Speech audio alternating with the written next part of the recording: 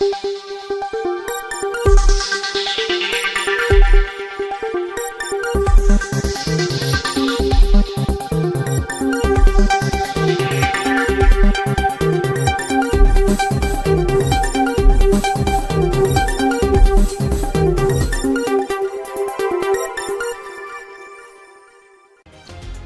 Justice of India पर न्यायालय में हुए हमले के खिलाफ विरोध प्रदर्शन और ज्ञापन सौंपा। आज आम आदमी पार्टी आजमगढ़ ने जिला प्रभारी कमलेश सिंह के नेतृत्व में प्रांतीय अध्यक्ष राजेश यादव जी की गरिमामयी उपस्थिति में भारत के मुख्य न्यायाधीश चीफ जस्टिस ऑफ इंडिया पर न्यायालय के अंदर हुए हमले के विरोध में जोरदार विरोध प्रदर्शन किया गया। कार्यकर्ताओं ने न्यायपालिका की गरिमा और स्वतंत्रता की रक्षा हेतु नारे लगाते हुए इस घटना की कड़ी निंदा की है। राजेश यादव प्रांतीय अध्यक्ष मुख्य न्यायाधीश के ऊपर न्यायालय के भीतर हमला लोकतंत्र और न्यायपालिका के प्रति सीधा अपमान है। आम आदमी पार्टी इस अमर्यादित घटना की कड़ी निंदा करती है और न्यायपालिका की स्वतंत्रता और सम्मान सर्वोच्च है और इसे कोई भी ताकत चोट नहीं पहुंचा सकती। मुख्य न्यायाधीश पर हमला देश के संविधान पर हमला है, हमारे लोकतंत्र पर हमला है। हम महामहिम राष्ट्रपति महोदय से अपील करते हैं कि इस घटना की तत्काल कार्रवाई कर दोषियों के विरुद्ध सख्त से सख्त कानूनी कार्रवाई कर दंडित किया जाए। कृपा शंकर पाठक प्रदेश उपाध्यक्ष आज हमारे देश के सर्वोच्च न्यायालय में मुख्य न्यायाधीश पर हमला गंभीर और दुर्भाग्यपूर्ण है। यह केवल न्यायपालिका के सम्मान पर हमला नहीं बल्कि हमारे लोकतंत्र की नींव पर भी हमला है। आम आदमी पार्टी इस घटना की कड़े शब्दों में निंदा करती है और दोषियों के खिलाफ तत्काल और सख्त कार्रवाई की मांग करती है। वहीं अनिल यादव जिला उपाध्यक्ष ने कहा कि न्यायपालिका पर हमला हमारी संवैधानिक व्यवस्था पर हमला है। आम आदमी पार्टी इस घटना के खिलाफ पूर्ण एकता के साथ खड़ी है। हम सभी कार्यकर्ताओं से अपील करते हैं कि लोकतंत्र और न्यायपालिका की रक्षा में सक्रिय रहें और दोषियों के विरुद्ध आवाज बुलंद करें। विरोध प्रदर्शन के उपरांत जिलाधिकारी आजमगढ़ के माध्यम से राष्ट्रपति महोदया को ज्ञापन सौंपा गया, जिसमें इस अमर्यादित घटना की निष्पक्ष जांच और दोषियों के खिलाफ कठोर कार्रवाई की मांग की गई। इस अवसर पर बड़ी संख्या में पार्टी पदाधिकारी और कार्यकर्ता उपस्थित है, जिनमें प्रमुख रूप से अभिषेक सिंह, अन्नू राय, उमेश यादव, एमपी यादव, रमेश पांडे, बाबूराम यादव, अशोक मौर्य, नूरजमा, एड कालिमुर्रहमान सहित सैकड़ों कार्यकर्ता शामिल थे। एक्टिव उत्तर प्रदेश से अशोक चौहान की खास रिपोर्ट।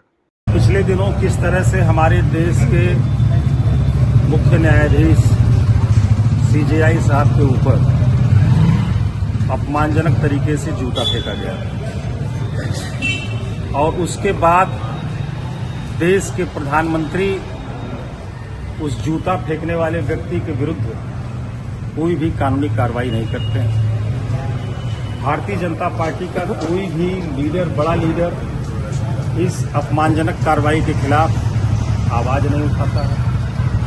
पूरे देश में जो इनकी मीडिया, सोशल मीडिया है भारतीय जनता पार्टी की, वो सीजेआई साहब को ट्रोल कर रही है।